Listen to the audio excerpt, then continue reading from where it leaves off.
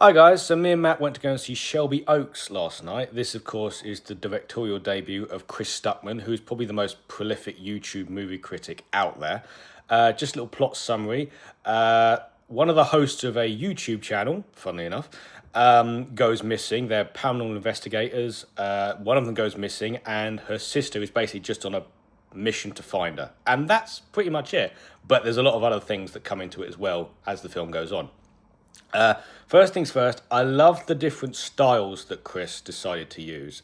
You have a lot of found footage, you have sort of a true crime documentary style going on there, plus, an actual, movie, an actual horror movie.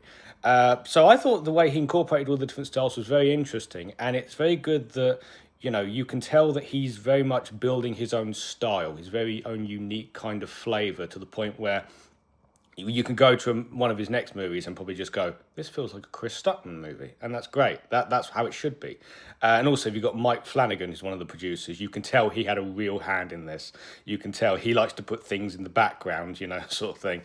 One thing I would like to say was quite interesting. When they did the found footage sort of scenes, I thought it reminded me a lot of Blair Witch Project, whereas Matt said it reminded him of District 9, which I thought was a very interesting observation. Need to watch that movie again. You've got Camille Sullivan, who's like your main protagonist. Basically, a lot of the film is kind of just her. She is carrying this movie. She's really, really good. And you really feel the plight of her wanting to find her sister. And you feel really invested in it, and it's great. Where is it a bit mixed? The only thing I will say is I do think the pacing was a little bit off. You have a great start where it builds up everything. Then it slows down in the middle to the point where it feels like we're dragging a little bit. And then at the end, it's just like 100 miles an hour to the end. And we suddenly went, oh, shit, it's finished. Was that it?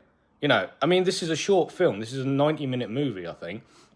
But yeah, it just felt like we went, good build up, a little bit of a slow, and then just fast forward to the end. And I was like, I actually feel like this film could have benefited from being 10 or 15 minutes longer, just to kind of pad a few things out and flesh a few things out.